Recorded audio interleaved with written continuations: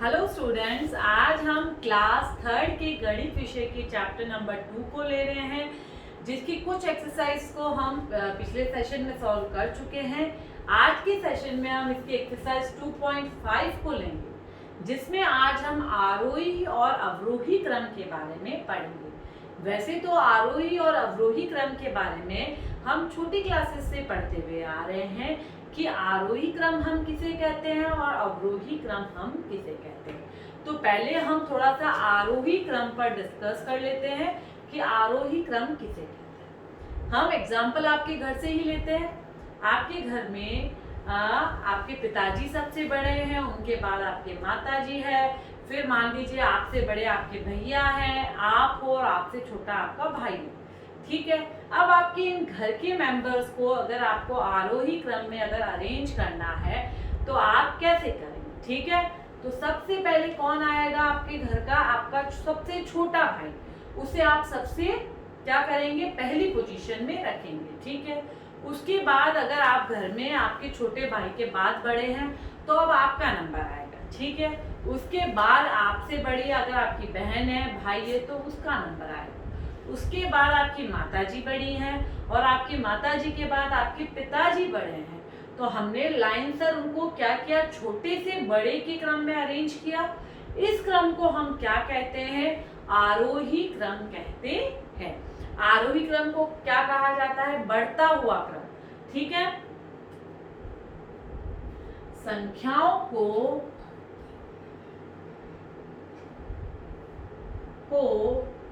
उनके बढ़ते हुए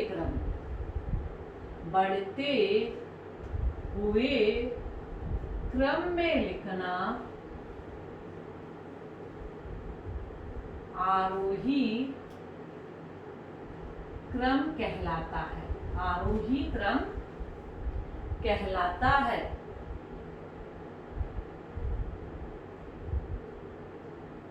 ठीक है, यह हमने आरोही क्रम की डेफिनेशन लिखी। अब हम अवरोही क्रम की बात करें तो अवरोही क्रम में क्या करेंगे? घटता हुआ क्रम, जिसमें सबसे पहले आप अपने पिताजी को रखेंगे, फिर माताजी, फिर आपके बड़े भैया, फिर आप और आपसे आपका छोटा भाई। तो घटते हुए क्रम को हम क्या कहते हैं? घटते हुए क्रम को हम अवरोही क्रम कहते हैं। तो हम क्या लिख देंगे? संख्याओं को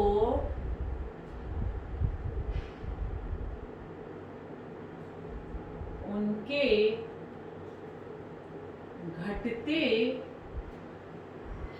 हुए क्रम में लिखना अवरोही क्रम कहलाता है। ठीक है ना, लिखना या लिखने को आप लिख सकते हैं कहलाता है। ठीक है, अब हम क्या करेंगे? हमारी एक्सरसाइज को स्टार्ट करेंगे, जिससे हम कुछ एग्जांपल्स लेंगे, जिससे आप इजीली आरोही क्रम और अवरोही क्रम को समझ पाएंगे। ठीक है, तो अब हम लेते हैं प्रश्न संख्या 1। प्रश्न क्या है? निम्न संख्याओं को आरोही क्रम में लिखिए। निम्न संख्याओं को आरोही क्रम में लिखिए। ठीक है, पहला प्रश्न हमें क्या दिया गया? क जो है पहला है 2848, दूसरा है 2975, तीसरा है 2157 और चौथा है 1584।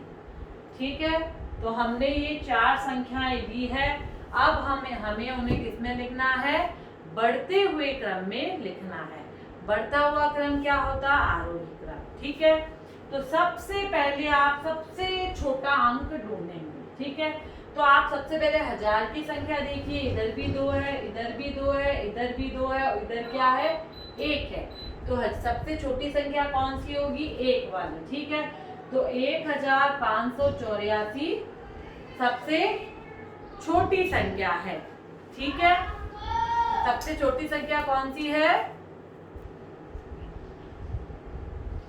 तो एक बार हम वापस देख लेते हैं। तो हजार की संख्या में हमने सबसे छोटा किसको देखा? 1 को देखा।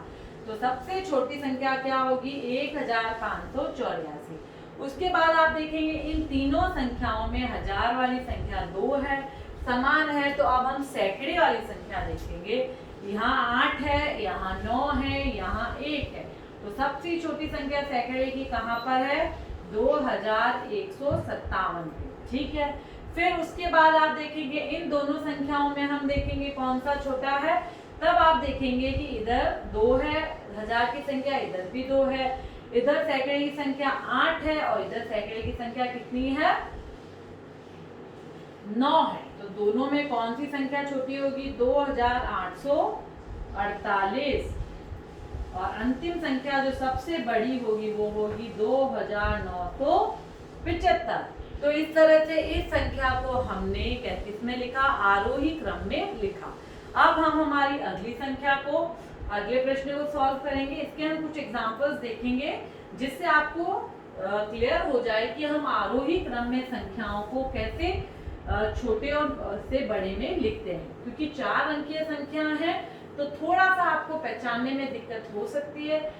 अगर आप उन नियमों को ध्यान रखेंगे जिसे मैंने आपको पिछले सेशन में बताया था, जिससे हमने संख्याओं में तुलना करना सीखा था। ठीक है, अब आप अगला एग्जांपल देखते हैं। हम ख ले लेते हैं। हम तो ख में आपको दिया गया 1875, दूसरी संख्या है 8968, तीसरी संख्या है 4357 और चौथी संख्या हमारी है 3684। अब इसमें सबसे बड़ी देखनी है तो हम सबसे पहले हजार वाला अंक देखेंगे। तो इसमें हजार वाला 1 है, इसमें 8 है, इसमें 4 है, इसमें 3 है। तो सबसे छोटी संख्या कौन सी होगी? 1875। ठीक है, फिर उसके बाद आप देखेंगे इधर हजार की संख्या 8 है, इधर 4 है, इधर 3 है। तो इन हजार की संख्याओं में सबसे छोटी संख्या कौन सी है? 3684। ठीक है, फिर आप इन दोनों संख्याओं में देखिए, इधर 8 है और इधर 4 है। तो दोनों में कौन सी छोटी है? 4357। फिर हम देखेंगे सबसे बड़ी संख्या कौन सी है? 8968 सबसे बड़ी संख्या है। तो इस तरह से इजीली हमने छोटे से बड़े क्रम में लिखा, जिसे हम आरोही क्रम कहते हैं। अब हम एक और ले लेते हैं क्वेश्चन। अब हम ले लेते हैं घ। बीच के क्वेश्चंस जो हम छोड़ रहे हैं वो आप स्वयं अपनी नोटबुक में सॉल्व करेंगे। ग में हमें दिया गया है 6985, 5896, 6958 और फिर हमें दिया गया है 3157।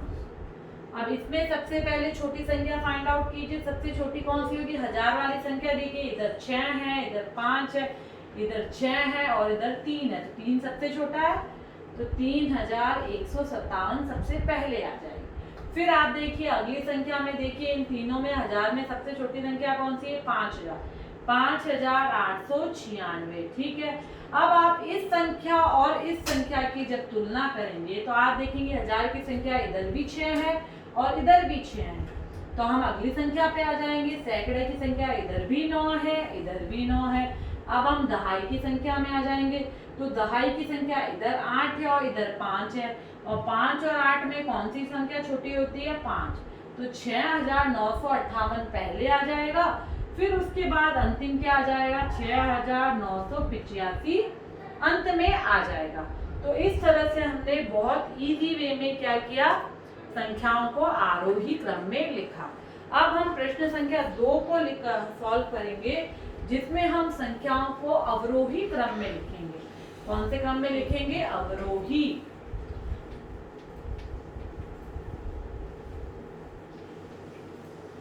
ठीक है, तो अवरोही क्रम में हमने लिखना तो सीखा था। अब 4 अंकीय संख्याओं को हम लिखेंगे। प्रश्न संख्या 2, निम्न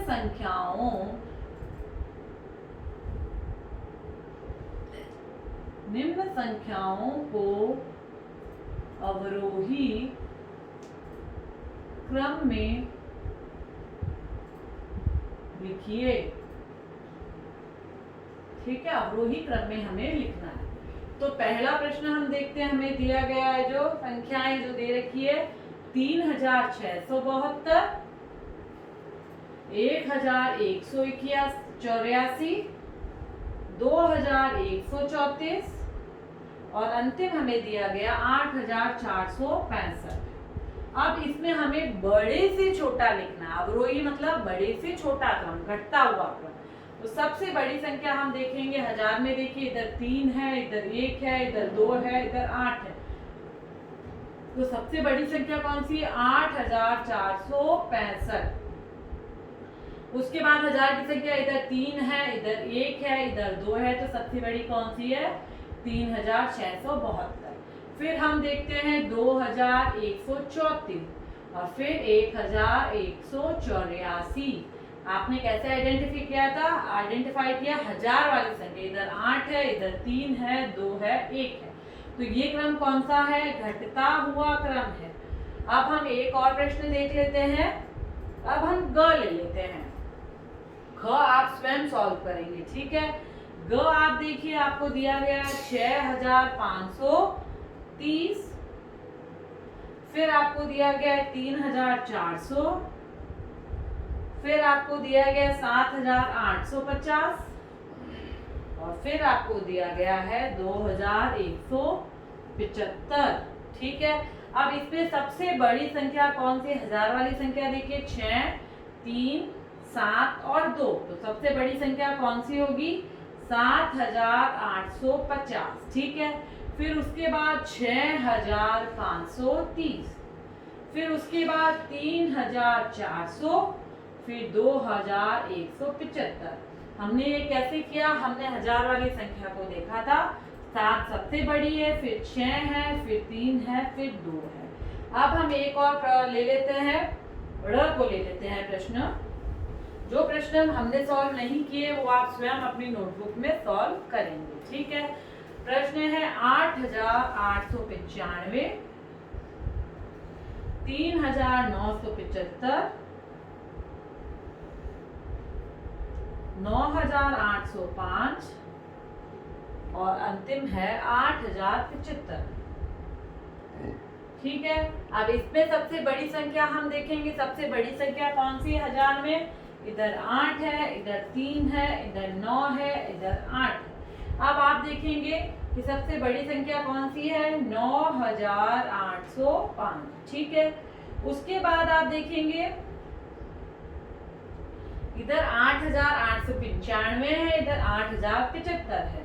तो हजार की संख्या तो दोनों में समान है। फिर आप दहाई सैकड़े वाली देखिए, इधर 8 है और इधर 0 है। तो 8 और 0 में कौन सी बड़ी है? 8 वाली। ठीक है, और इधर है 8075 और फिर आ जाएगा 3975। तो इस तरह से हमने संख्या को कौन से क्रम में लिखा? अवरोही क्रम में लिखा। किस में लिखा? अवरोही क्रम, घटता हुआ क्रम। ठीक है, अब हम क्या करेंगे? हम हमारी एक्सरसाइज 2.6 को लेंगे, जिसमें हम अंकों की हम 3 अंकों की सबसे छोटी संख्या और बड़ी संख्या कैसे लिखते हैं उसे हम सीखेंगे।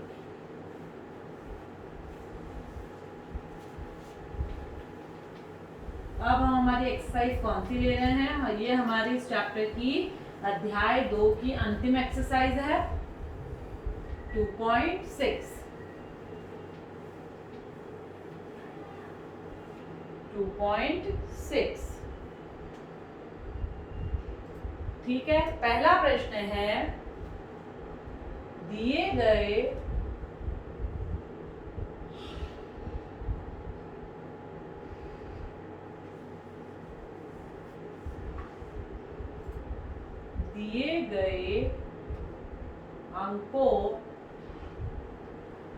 दिए गए अंकों से 3 अंकों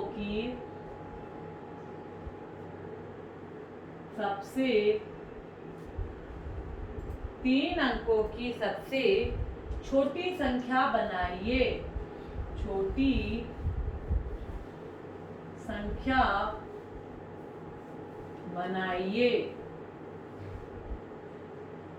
अब 3 अंकों की सबसे छोटी संख्या कैसे बनाई जाएगी, पहले हम एग्जाम्पल देखते हैं। 6, 8 और 2, ये आपको 3 संख्याएं दी गई।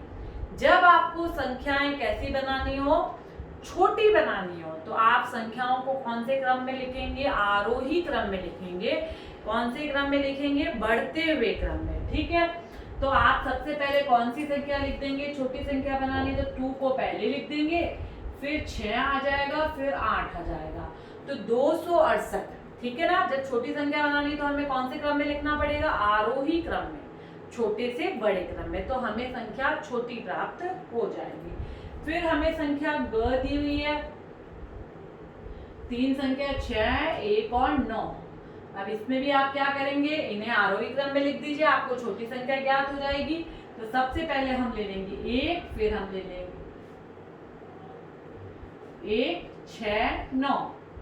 ठीक है, फिर उसके बाद हम ले लेते हैं ड़, उसमें हमें दिया गया है 7, 6 और 8। छोटी संख्या कैसे बनेगी, सबसे छोटी संख्या इसमें कौन सी है, 6, फिर 7 और फिर 8।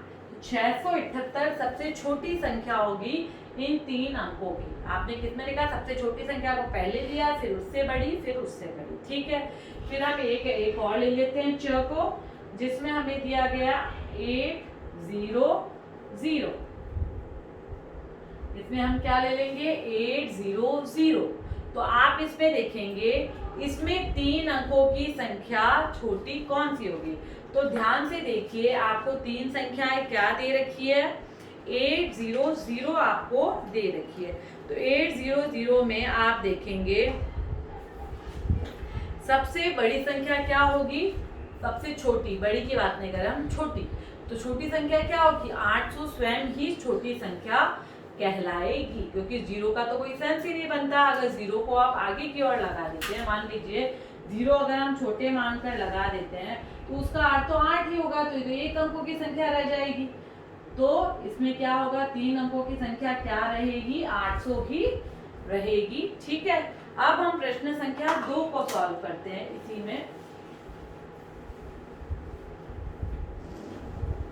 प्रश्न संख्या 2 में हमें सबसे बड़ी संख्या ज्ञात करनी। कौन सी संख्या ज्ञात करनी है, बड़ी ज्ञात करनी है। अब बड़ी हम कैसे ज्ञात करेंगे, पहले प्रश्न लिखते हैं हम। तो क में हमें दिया गया है 5, 1 और 9, ये 3 संख्या हमें दी हुई है। अब बड़ी संख्या ज्ञात करने के लिए हमें अवरोही क्रम में लिखना होगा। सबसे पहले बड़ी संख्या लिखिए 9, फिर उससे छोटी, फिर सबसे छोटी। तो 951 इन 3 अंकों की सबसे बड़ी संख्या हमें प्राप्त होगी। फिर हम देख लेते हैं ग, 6, 9 और 3। तो बड़ी संख्या में सबसे पहले हम क्या लिख देंगे, 9 को, फिर 6 को, फिर 3 को। 963 3 अंकों की सबसे बड़ी संख्या है। फिर हम देखते हैं 714, ये आप स्वयं करेंगे। फिर हम ड़ ले लेते हैं 6, 9 और 4। तो आप देखेंगे 9 सबसे बड़ी है, फिर 6 है, फिर 4 है। 964 3 अंकों की बड़ी संख्या हमें प्राप्त हुई। और अब हम 964, हाँ, हमें 964 3 अंकों की बड़ी संख्या प्राप्त हुई। तो इस प्रकार से हम आसानी से छोटी और बड़ी संख्याओं को ज्ञात कर सकते हैं। छोटी हमें संख्या ज्ञात करनी है तो हम आरोही क्रम में लिखेंगे, और अगर हमें बड़ी संख्या ज्ञात करनी है तो हम अवरोही क्रम में, घटते हुए क्रम में लिखेंगे, तो हमें बड़ी संख्या ज्ञात हो जाएगी। तो इस तरह से आज हमने हमारे सेशन में 4 अंकीय संख्याओं का जो अध्याय था, हमारा चैप्टर था, उसे हमने कंप्लीट किया। जिसमें हमने 4 अंकीय संख्याओं से संबंधित सभी प्रॉब्लम्स को सॉल्व किया कि हम उनकी तुलना कैसे करते हैं, हम उन्हें आरोही और अवरोही क्रम में कैसे लिखते हैं। तो आप इजीली, आप भी अगर प्रैक्टिस करते हैं अपनी नोटबुक में तो आप इजीली इन्हें सॉल्व कर पाएंगे। बस आपको इनके नियमों को बिल्कुल अच्छे से याद कर लेना है। अगर हमें किसी भी चीज़ का नियम पता है तो हम बिल्कुल भी उसमें गलती नहीं करते हैं। नेक्स्ट सेशन में हम हमारे नए चैप्टर को लेंगे। Thank you.